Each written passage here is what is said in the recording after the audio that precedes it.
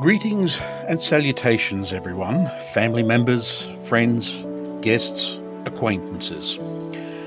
Thank you all for coming here today and joining us at this solemn time. Canberra is somewhat out of place for everyone, and particularly for this service, as pretty much everyone we know, family members, are all gathered in the Greater Sydney area. So indeed, many thanks and appreciation to your efforts in attending today's service. Stephen is appreciating it right now in front of us.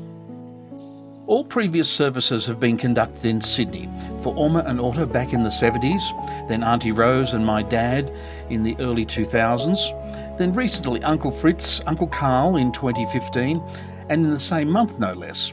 Then, as COVID hit, Carl Sipek passed, then Uncle Snowy at almost 99 years of age, then Auntie Clara, a close second at 98 in March of 2022, and now the most recent passings of Alfred Lechner and very recently cousin Barbara Farkas, all who have had services conducted in Sydney.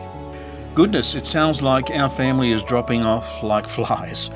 Well, it is true that there have been a large number of family members, but that is over a 50-year period, only from the frequency to increase recently as we all age and head into our 80s and 90s. To put that in real perspective and add to those Auntie Barbara in Austria and Uncle Joseph in Hungary, whom both also passed in the last 10 years. Yes, there have been a lot of deaths in the family. Oma and Otto had a huge family with some 8 children. So here we are gathered today in Canberra to pay respects to my brother Stephen Garay. Canberra, from the Aboriginal word meaning meeting place, and so very appropriate for today's gathering. It is occasions like this where we are gathered here for Stephen that we reflect upon our own mortality and human frailty, as we all must face the inevitable and be returned from where we have all come and become stardust of the future once again. Whether you believe in God or only science, the outcome are both the same.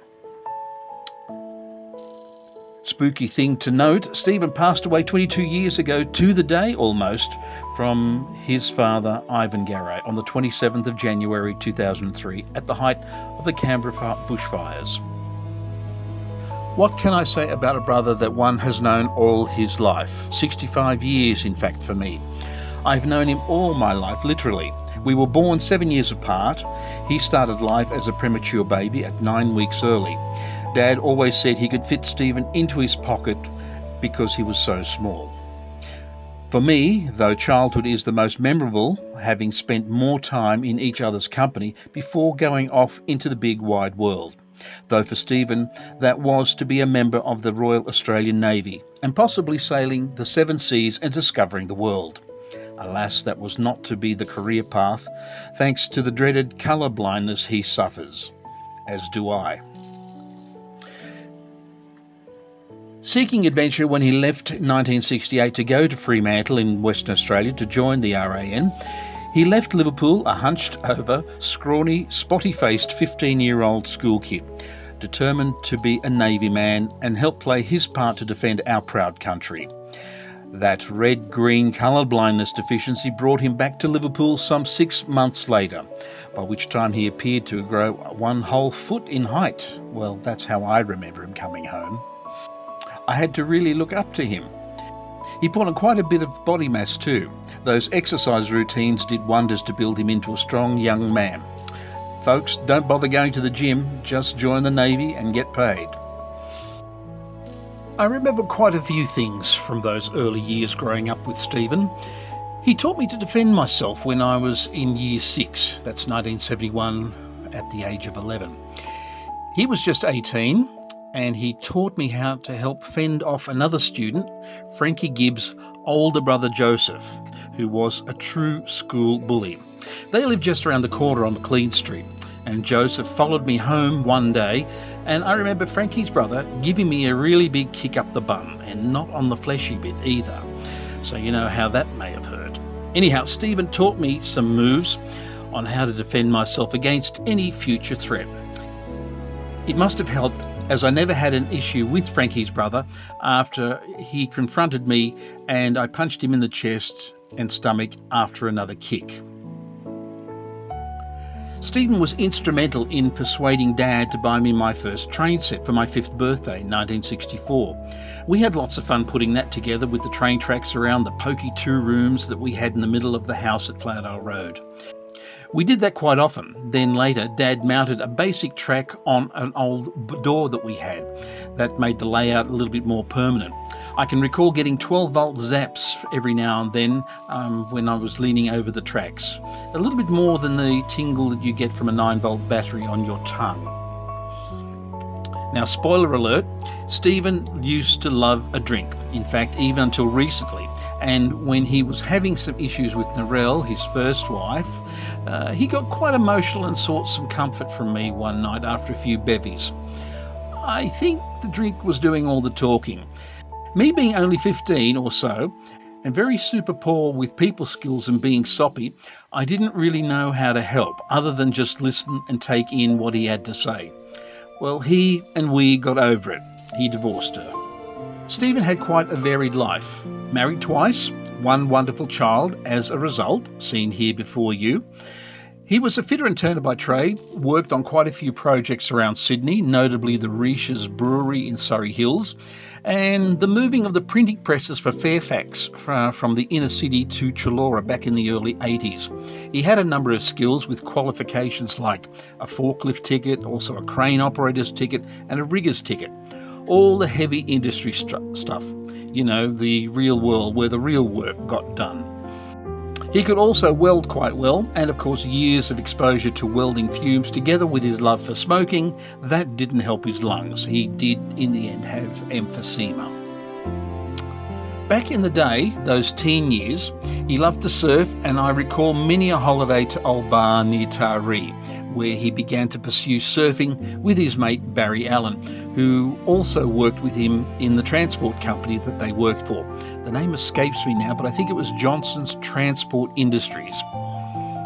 He also did some work for the Hoyts Entertainment Centre while some remodelling was happening and moving large speakers that needed specialist care and true elbow grease. Life wasn't meant to be easy, as Malcolm Fraser once said. Stephen wasn't immune to the hard life. He had some hard times too. Going back to Graham's early years, things were quite rough for Stephen, Jane and little Graham back then. Even though Stephen was a little dysfunctional through those hard times, he never lost sight of what a good and decent man was and how to behave honestly. He was never in trouble with the law for anything serious, other than one DUI back in 75 or so.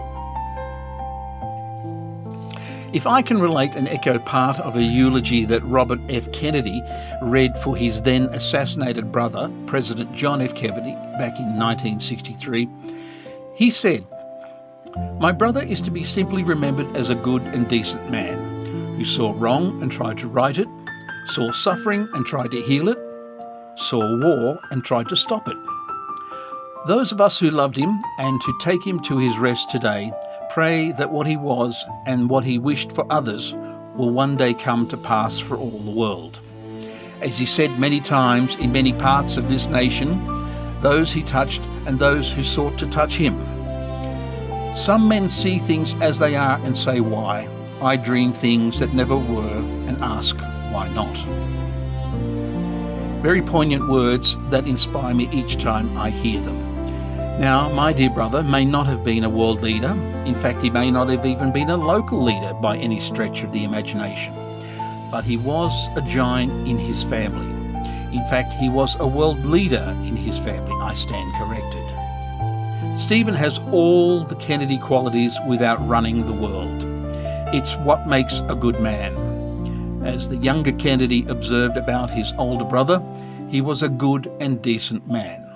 Stephen loved his family. He was reunited with his lost son, who was now given him 2 wonderful grandchildren, Owen and Emmy, both of whom are still young and with a whole wonderful world of exciting life ahead of them, and guaranteed to also be good and decent people, having come from proud stock.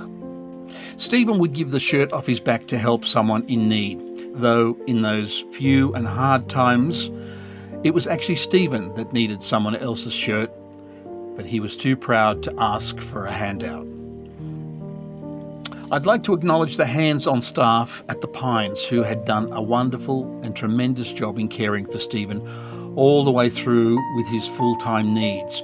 You guys did a tremendous job, often thankless, but you were always there for all of his needs, both big and small, easy and messy, and any time of the day. End-of-life care is a confronting job, and people's respect and dignity is a delicate form of patient care. I want to thank you for looking after Stephen so well. Stephen's last 24 months have been the most difficult, with his deteriorating brain functions that most of you would know have affected his speech, his eating, and general basic physical functionality. I don't and won't remember Stephen like that. He will always be larger than life, the beer-swigging, the chain-smoking, cheeky bugger that always put a smile on my face with his raw, off-the-cuff comments. And I won't even go into the extensive use of the C word. Bless him. And yes, he was a good and decent man, a man that God would be proud to have amongst his eternal heavenly flock. May he rest in peace, or soon to be in pieces across the ocean, as his ashes are strewn to the wind just as he wished.